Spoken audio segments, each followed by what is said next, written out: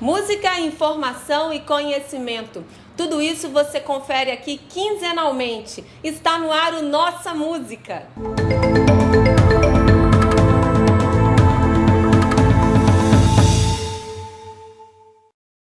No programa de hoje você vai assistir. No quadro Que Instrumento é Esse? Você vai aprender sobre o piano. A FAMES Jazz Band mostra seus instrumentos, músicos e repertório. Hoje nós vamos conhecer um dos grupos mais antigos da Faculdade de Música, a FAMES Jazz Band. O grupo existe desde 1991 e atualmente é regido pelo professor Daniel Dias. As big bands, elas tocam vários estilos de música, né? Foram criadas nos Estados Unidos, eles praticamente tocavam mais jazz e blues.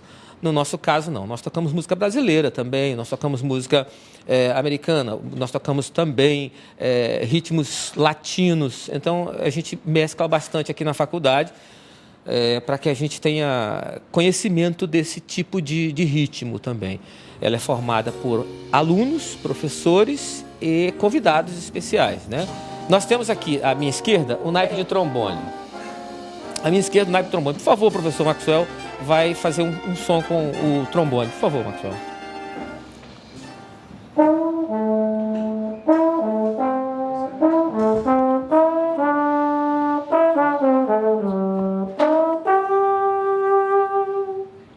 Esse é o som do trombone tenor.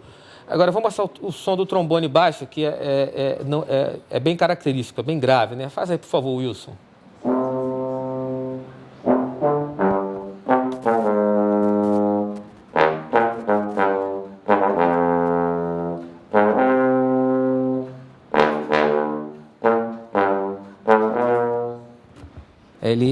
Ele casa com o contrabaixo e com o sax barítono. Já no saxofone, nós temos aqui a começar o saxofone alto.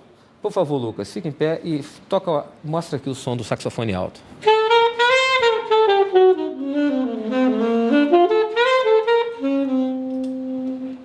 Esse é o saxofone alto, ele é o primeiro alto da orquestra. Temos saxofone tenor, por favor, Lucas.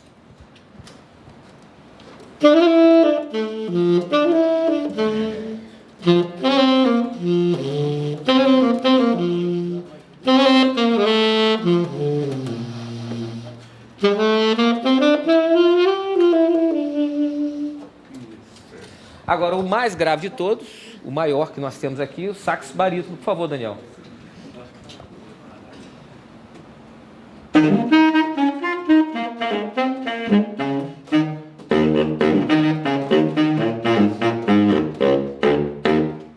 Aqui, então, vamos para os trompetes, né? Por favor, nos trompetes nós temos uma característica muito importante. As big bands, elas necessitam ter sempre um trompete líder. Um primeiro trompete que toque na extensão aguda. Por favor, o Júnior. O Júnior vai mostrar ali.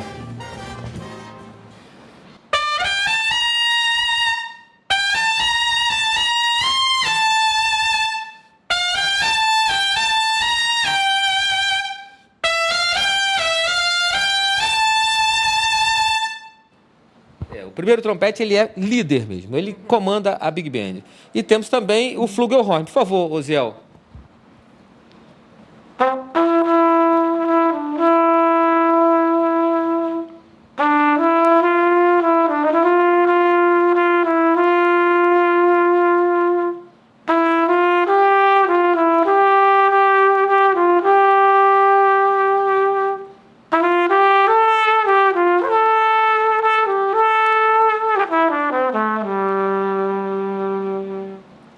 Esse é o flugelhorn, é o irmão mais gordinho do trompete, né?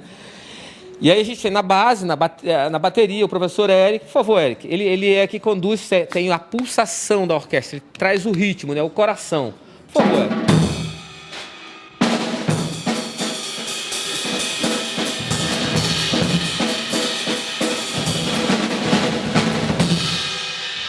E junto com a bateria, o contrabaixo. Os dois tratam da pulsação, do andamento da orquestra. Por favor, os dois.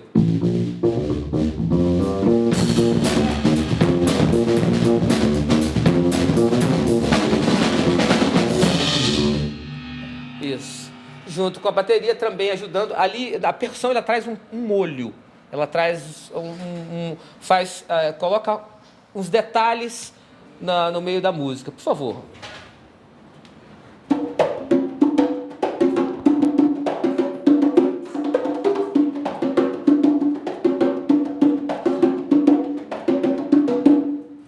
Isso aí. Guitarra. Daniel, também aluno da faculdade. Por favor, Daniel, mostra como é que a guitarra trabalha na orquestra.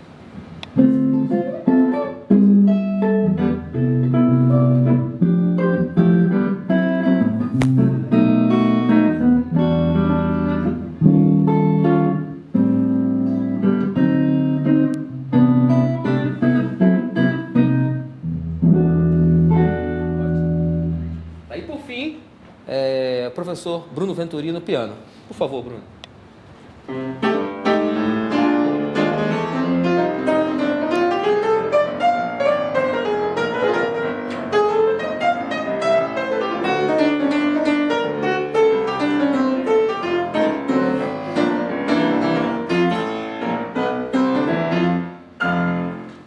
Uma característica importante desse tipo de formação é que normalmente as big bands elas não têm somente um maestro, ela tem um band leader, um condutor.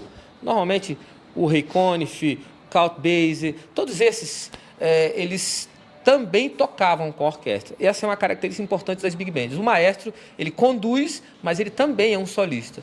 E uma outra coisa importante é que cada músico na big band ele toca uma parte individual. Não é como nas orquestras, nas bandas de músicas, nem nas fanfarras, que são, para o primeiro trompete tem 3, 4. Né? Aqui não, tem um primeiro trompete, um segundo trompete. Então, cada músico aqui na big band tem que ser um solista. Então, isso é interessante, são detalhes interessantes para essa formação. Esse grupo é muito heterogêneo, né? Tem aluno, tem professor e tem músico convidado. E ele existe já há algum tempo dentro da FAMES, né? Nem sempre você foi o regente. Fala um pouco da FAMES Jazz Band, desse tempo que ela existe e como é que é conduzir um trabalho que já tem uma história. O interessante é que esse grupo é o grupo mais antigo da FAMES. Né? O grupo principal é um grupo que foi o primeiro grupo formado aqui na FAMES, a FAMES Jazz Band. O criador desse grupo foi o maestro Antônio Paulo, amigo particular da gente, um dos grandes que nós temos aqui no estado, um grande saxofonista, um grande maestro. Então a FAMES vem tratando no decorrer desse tempo, eu acredito que 14 anos, por aí não tenho a data correta, mas 14 a 15 anos, a gente vem se apresentando em festivais, em concertos didáticos, nos teatros, nas escolas. Então, é um grupo que vem tratando a música com muita seriedade aqui dentro da FAMES. É um grupo que vem tratando a música com muita propriedade também, porque, como você falou, nós temos alunos de bacharel, alunos licenciado, temos professores, temos músicos convidados, músicos... E uma questão importante é que nós agora estamos com 2 FAMES experimentais, ou seja, as categorias de base, porque nós já exportamos aqui professores e alunos. Nós temos alunos que estão agora fazendo mestrado nos Estados Unidos, foram embora, e professor, o nosso primeiro alto há um tempo foi embora também, foi para trabalhar em outra área, com música também. Então a gente entendeu que era o momento de a gente fazer a categoria de base. Então hoje nós temos 2 FAMES Jazz experimental. Então é um trabalho diferenciado, é um trabalho que não é fácil, porque nós não temos muito repertório. O repertório no Brasil é um repertório restrito para essa formação. Então a gente está trabalhando, tem arranjadores na Big Band, a gente está trabalhando arranjos brasileiros. Então é um trabalho que não é um trabalho fácil de se fazer, mas a gente tem, aqui nós só temos músicos jovens, com boa vontade, a fim de fazer, e a gente a direção da FAMES tem aberto o coração para a gente trabalhar direitinho. Então isso é muito importante e a gente só tem a agradecer mesmo a Deus e a música, né? Porque é muito bom ser músico e fazer esse tipo de trabalho. Então vamos ouvir um pouquinho da FAMES Jazz Band? Vamos lá.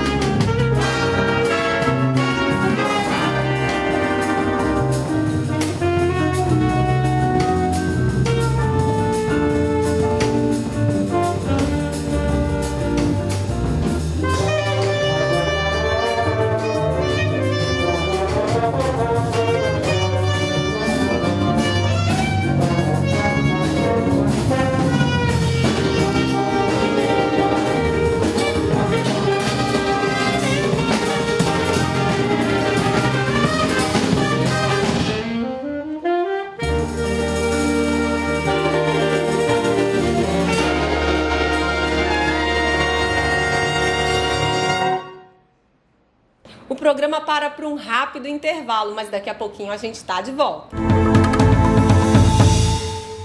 Hoje, no quadro Que Instrumento é Esse?, você vai conhecer um instrumento muito popular, o piano. Quem conversa com a gente é a professora Paula Gálama e ela vai explicar tudo sobre esse instrumento pra gente. Confere aí!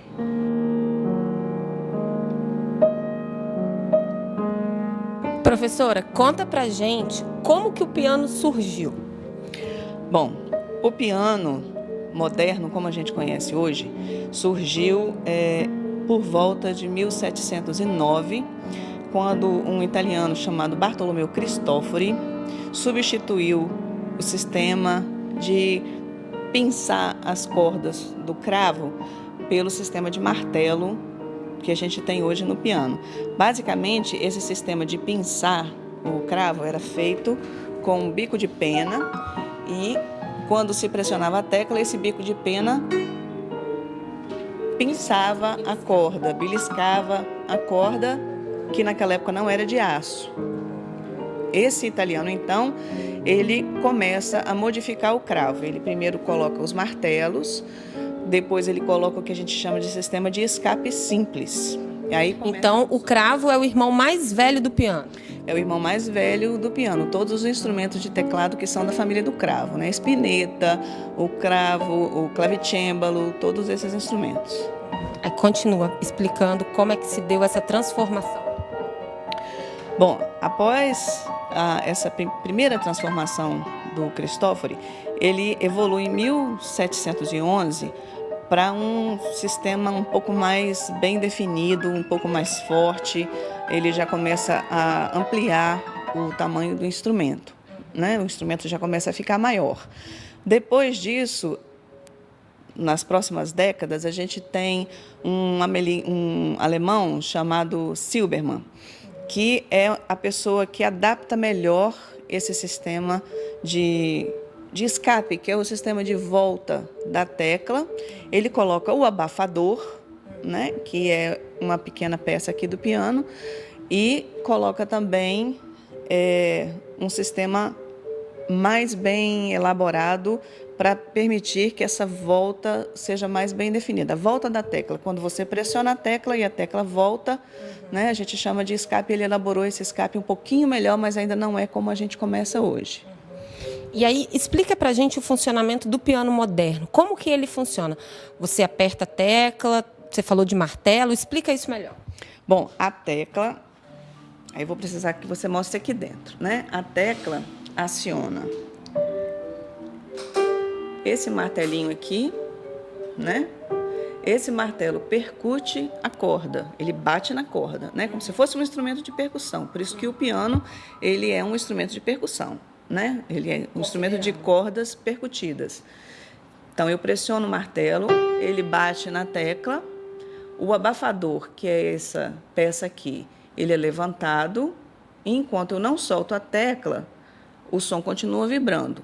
Quando eu solto a tecla, o abafador prende a corda e aí o som é parado, né? Quando eu quero que esse som se prolongue mais tempo, ou quando eu quero que ele tenha uma qualidade melhor, ou quando eu quero fazer um legato, então eu uso um dos 3 pedais que a gente tem ali embaixo. Quando eu aperto o pedal direito, o que acontece? Todo esse sistema aqui de abafadores, ele é levantado.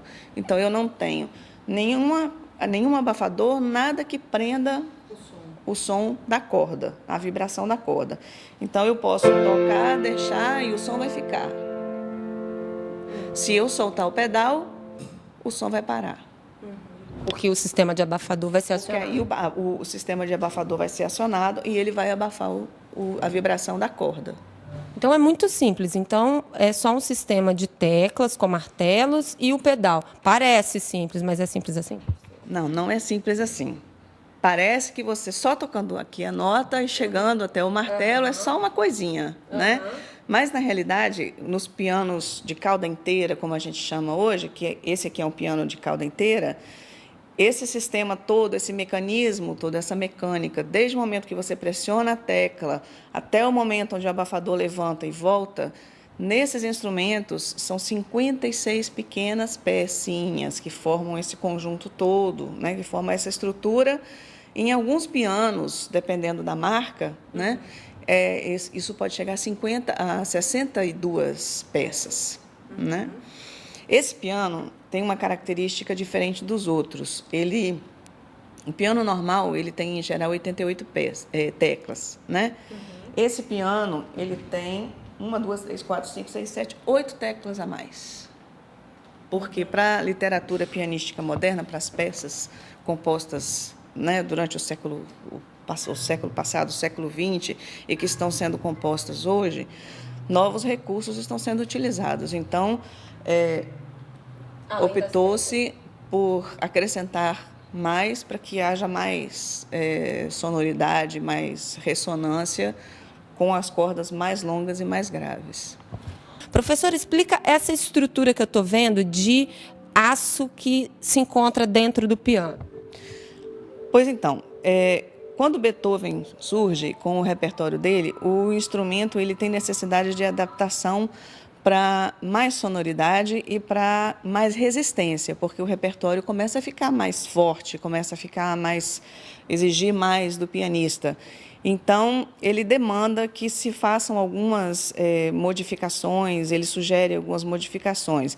Mas, até então, toda essa estrutura de aço que a gente vê aqui, que a gente chama da harpa do piano, né? Toda essa estrutura era de madeira. E acontecia, muitas vezes, nos concertos de Liszt, isso já mais tarde, né? Na época do romantismo, que muitas vezes essa estrutura de madeira se rompia, se quebrava, porque Liszt era considerado um virtuoso de grande poder, muita força, muita vigorosidade.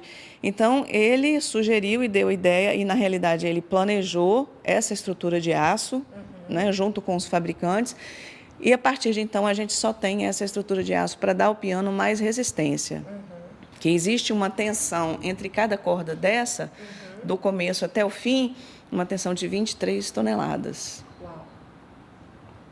E aí essa estrutura comporta e suporta esse peso? Suporta essa tensão, suporta o peso, né? Suporta uma quantidade maior de som. E hoje em dia a gente tem peças cada vez que demandam uma sonoridade bem maior, uma sonoridade bem mais complexa, né? E uma estrutura bem mais resistente.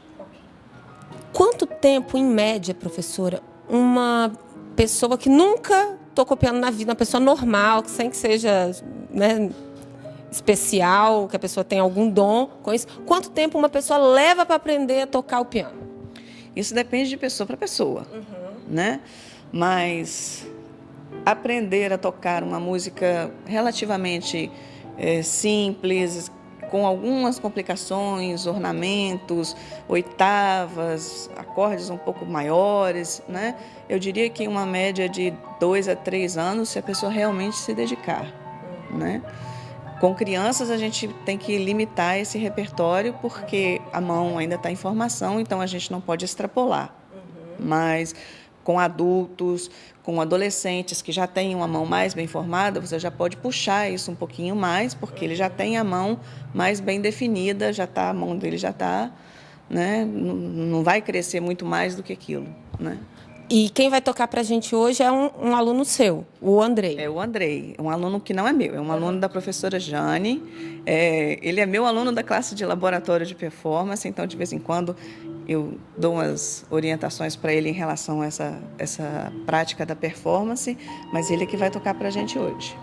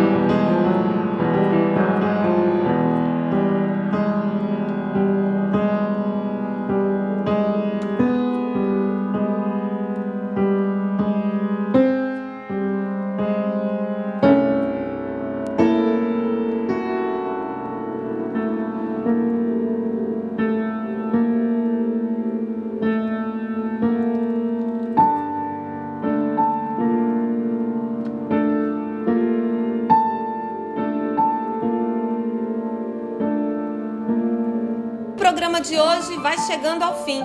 Se você quiser enviar uma sugestão de pauta pra gente, é só passar um e-mail para nossamusica@fames.es.gov.br.